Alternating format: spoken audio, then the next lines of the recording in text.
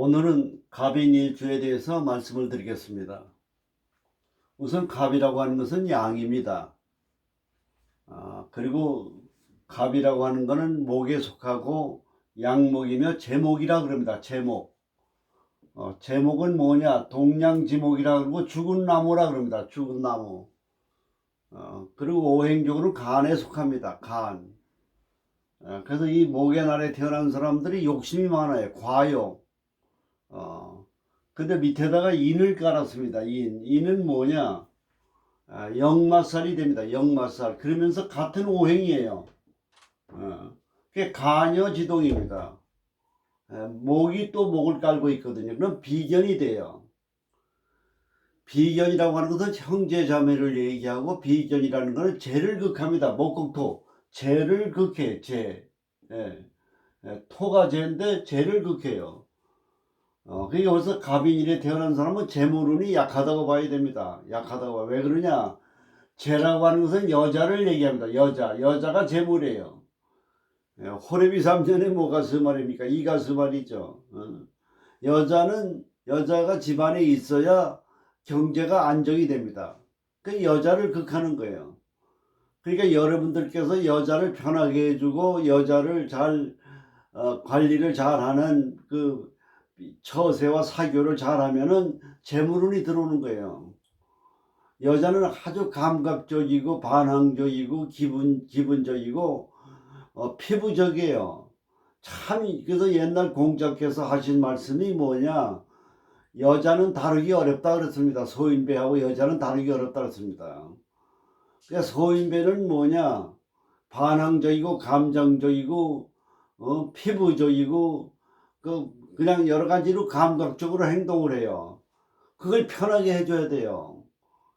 부드럽게 해주고 칭찬도 해줘야 되고 사교적으로 해줘야 되고 원하는 걸 해줘야 되고 희망을 줘야 되고 불안감을 해소시켜줘야 되고, 그런 마인드를 가져야 돈이 들어오는 겁니다. 돈을 들어오는 거예요. 그리고 갑인이라고 하는 것은 비견을 깔고 있으면은, 비견의 특징이 뭡니까? 자기 주장, 외골수, 비사교적이에요. 한마디로 얘기하면.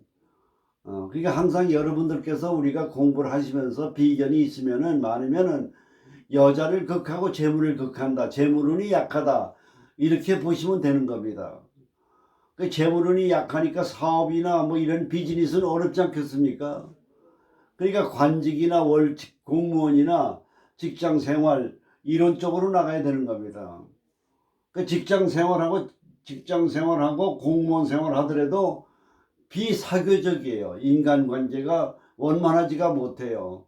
그 직장 생활도 부적합해요. 그럼 직장 생활이 부족한 사람은 뭘 해야 되겠습니까? 명령에 의해서 움직이는 군인이라든지 경찰관이라든지 이런 쪽이 유망하다고 봐야 되겠죠. 그렇죠? 그리고 이제 밑에가 역마살 아닙니까? 역마살. 역마살은 안정감이 없습니다. 포기를 잘하고, 그리고 이 불안정한 게 역마살이에요. 불안정한 게. 그 호래비살이라 그러잖아요. 역마살이. 거기다 있는 모래 1월달 아닙니까? 1월나무. 1월나무는 또 뭡니까? 어린 나무예요. 유치해요. 성숙한 인격이 좀 부족하다고 보는 거예요. 어린 나무같이. 그리고 조급증이 많아요. 항상 요 인을 깔고 있는 사람은 사주를 딱 볼 때, 이 사람은 조급증 때문에, 조급증, 실증 이런 걸 잘 느끼기 때문에 문제가 많은 성격이라고 볼 수가 있는 겁니다. 조급증. 심사숙고하고 침착하고, 조급증, 즉흥적이고 기본적이에요. 그리고 요 감목이라고 하는 건 뭐냐? 청룡이라고 했습니다. 청룡이라는 건 뭐냐? 희열지신이에요. 아주 낙천적이에요. 그리고 아주 명랑하고 밝고, 그런데 요 을목에 비해서 삼목 죽은 나무이기 때문에 좀 밝은 표정이 아니고 좀 무거운 표정입니다. 이 표정을 좀 바꿔야 됩니다. 갑인이네. 그래서 이 간여지동은 뭐냐? 독불, 장군, 아나, 무인, 타인, 멸시예요. 돈을 버는 거는 겸손해야 돼요. 상대방의 기분도 맞춰줘야 돼요. 사교적이 돼야 돼요.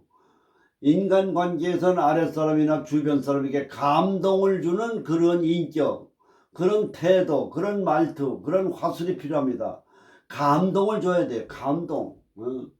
우리가 같은 돈을 주고 사례를 하더라도 아주 감동을 주면서 그 사람이 그 감동을 느낄 수 있는 그런 인사, 그런 태도. 우리 인간이라고 하는 것은 그런 처세술 사교적입니다. 카네기가 어떻게 학력도 없고 부모에게 제대로 뭔가 유산도 받지 못하고 여러 가지로 부족한 사람이 많은데 어떻게 더 철강왕이 됐겠습니까? 처세술을 잘한 겁니다. 처세술이. 처세술이라는 게 뭡니까? 상대방한테 감동을 주는 겁니다. 이 카네기는 직장 생활하면서 주인 정신을 가지고 하나의 월급쟁이라고 하는 이런 그 생각에서 벗어나서 이 회사가 내 회사다. 그러니까 내 회사를 아끼고 책임감을 가지고 열심히 일을 하니까 주인이 감동을 받은 겁니다. 감동을 받는 거예요.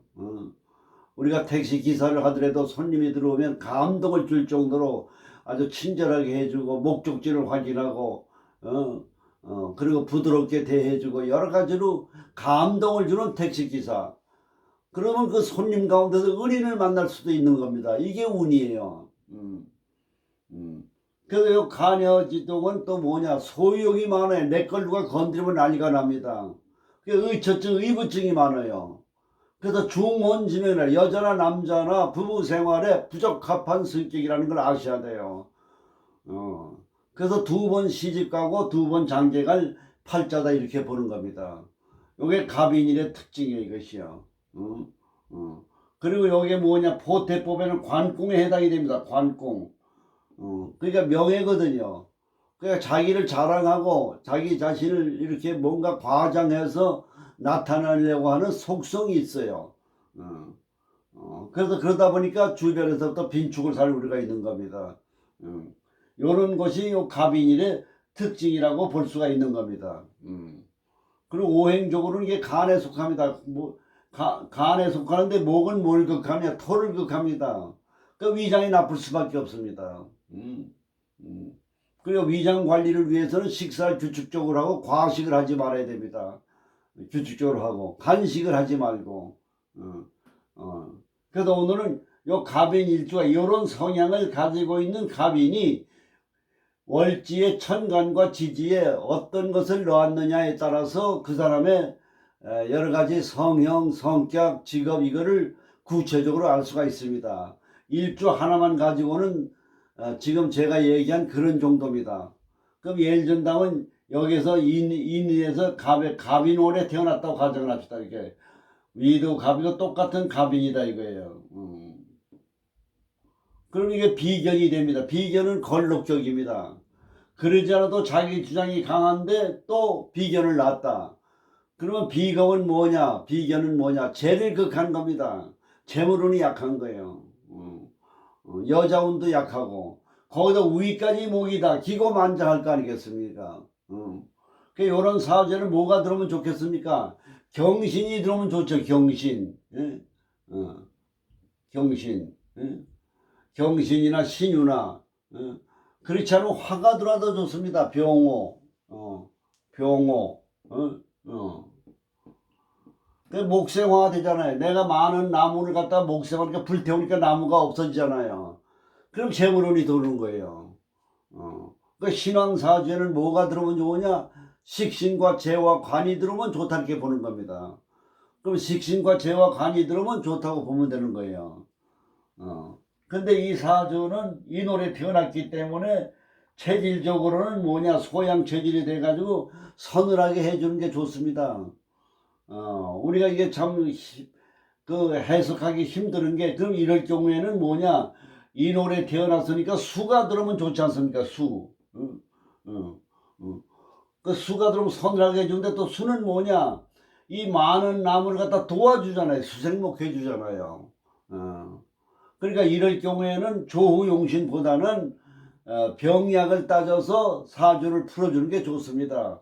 예를 든다면 나무가 많은 게 병이니까 화가 들어온다든지 재가 들어온다든지 관이 들어오는 것이 좋다. 이런 식으로 추명을 하는 게 좋습니다.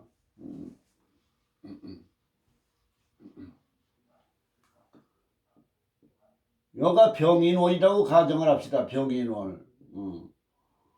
병인월이 되면 나무가 이렇게 많은데 목생화돼 있다 이게요. 나무를 불태운다 이 말입니다.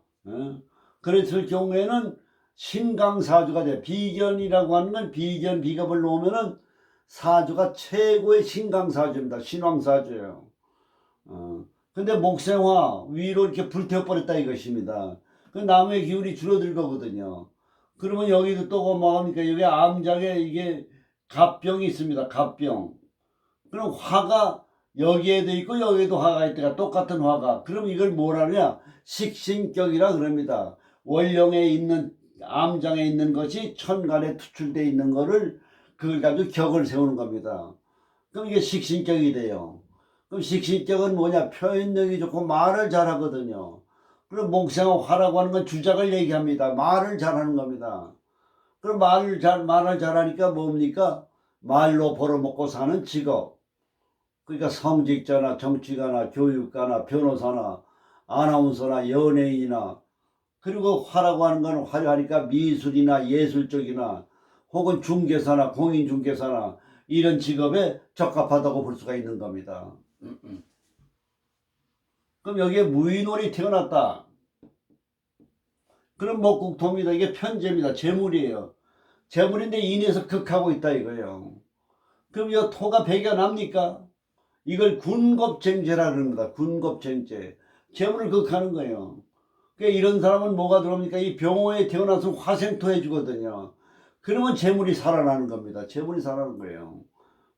목국토. 재라고 하는 것은 항상 뭐냐? 안정감을 얘기하는 겁니다. 균형을 잡힌 걸 얘기합니다. 안정감. 그래서 안정감 속에 돈이 들어오는 거예요. 그럼 여기에 경인월이 태어났다. 경인월. 그 금극목 아닙니까? 편관입니다. 7살이에요. 그런데 여기서 인해서 금극목 되거든요. 그러니까 이거는 뭐가 돼? 금극목. 여기서는 신강사주에 요 금을 깔고 있는 겁니다. 근데 금이 금극목하는 요 금이 또 밑에서 뭡니까? 내가 또 극을 해야 돼요. 그러니까 내가 힘이 많이 빠져요. 그럼 관직 생활에 여러 가지 어려움이 많다 이렇게 보는 겁니다.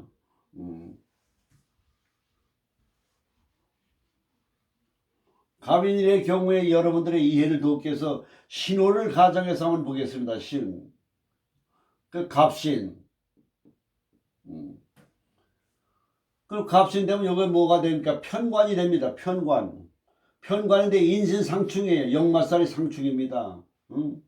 그러니까 관직으로 나가는데 요 신금이 관직으로 나가는데 역마가 상충살이 껴 있으니까 요 관직이 목에 둘러싸여 있기 때문에 참으로 힘든 거예요. 그러니까 요럴 경우에 여가 경이 있다. 그러면 금극목입니다. 금이 강합니다. 이게. 그럼 이 강한 갑인이라고 하는 그 성격이 위아래로 금극목을 당하고 있기 때문에 금극목 인신충을 당하고 있기 때문에 요 걸록이라고 하는 그 성격이 고집세고 아나무인 자기 주장밖에 모르는 요 갑인의 성격이 줄어드는 거예요. 그럼 지도자로 나가는 겁니다. 이것이요. 이렇게 갑신이 되면은. 갑인일에 태어난 사람이 이런 날에 태어나면 이제 좋다고 보지만 그러나 충을 만났기 때문에 관직으로 나가는 것도 뿌리가 흔들렸기 때문에 좀 힘이 들다 이렇게 보는 겁니다. 여기다 임을 깔았다고 가정을 합시다. 임신. 그러면 금극목, 금생수, 수생목입니다. 이건 관인상생격이에요. 관인상생격은 뭐냐? 관직과 교육과 학술문화 쪽으로 유망하다고 볼 수가 있는 겁니다. 우리가 이 사주를 추명할 때 항상 뭐를 알아야 되느냐? 비견겁이라고 하는 거는 뭐냐? 죄를 극하는 사교술이 부족한 그런 성격. 인수라고 하는 건 뭐냐? 여기에다 임이라고 하는 건 인수는 뭐 날 도와주는 거예요. 날 도와주는 건 뭡니까? 인수죠. 인수는 뭡니까? 공부고 교육이에요. 학술문화. 그럼 수는 뭐를 극합니까? 식신을 극해 수극화. 식신이라고 하는 건 능력이고 표현력이고 돈을 버는 기초가 되는 게 식신인데 식신을 극한다 이 말이에요. 그러니까 비견과 인수는 항상 뭐냐, 재물운이 약하다 이렇게 보시면 되는 겁니다. 재물운이 약한 거예요. 관이라고 하는 건 뭐냐, 인수를 생해주는 거라 이 말이에요. 인수를 생해주는 건 뭐냐, 이걸 생해주는 게 금 아닙니까, 금. 금극목. 금이라고 하는 건 금이라고 하는 거는 화극금 돼 있기 때문에 이 금 자체도 식신을 극하기 때문에 재물운이 약한 거예요. 우리가 사주를 볼 때 이런 통변수를 잘 알으셔야 됩니다. 비견과 비겁, 인수는 재물운이 약하다 이거요. 식신상관이 발달되면 재물운이 좋다 이거예요. 식신상관이 인수를 보게 되면 재물운이 약해지는 거예요. 식신이 있는데 여기 화가 식신인데 물이 들어오면 어떻게 됩니까? 인수가 들어오면 재물운이 약하는 거예요. 그래서 편인년이 들어오면 밥상 때려 엎는다 그러는 겁니다. 편인이 들어오면은. 그래서 뭐 요 가민이라고 하는 거는 그런 기운을 가지고 있는 겁니다. 이것이. 예. 그래서 항상 비견 비겁이라고 하는 것도 신강사주가 되기 때문에 비견 비겁인 경우에는 재하고 관과 식신 상관이 들어오면 운세가 좋다고 볼 수가 있는 겁니다. 여기를 참고로 또 다른 월지를 한번 살펴보겠습니다.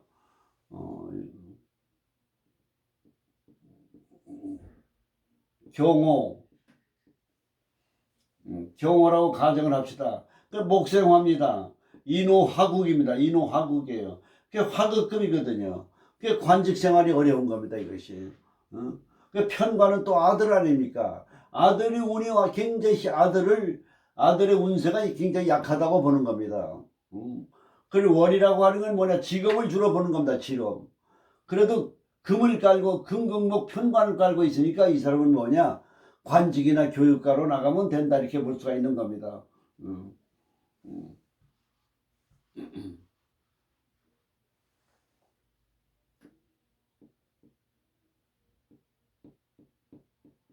요걸 이민월로 가정을 해봅시다. 수생목 아닙니까? 근데 여가 관이 있다, 금이 있다, 그러면 금극목 금생수로 도는 겁니다. 그리고 관인상생으로 돌아가는 겁니다. 관인상생. 관인상생인데 역마가 있다 이 말이에요. 그 역마는 뭡니까? 외교관 사주예요. 그 해외 교수로 나가든지 해외에서 학술 활동을 할 수 있는 이런 사주가 되는 겁니다. 그래서 가빈에 태어난 사람은 이런 주변 환경에 따라서 여러 가지로 분석을 하겠습니다만, 일반적으로 보면 가빈에 태어난 사람은 학술, 교육, 문화, 인문, 사회, 교육 쪽이 많다고 봐야 됩니다. 그래서 오늘은 요 가빈 일주를 가지고 월의 변화를 살펴서 육친에 대한 통변수를 배워봤습니다. 감사합니다.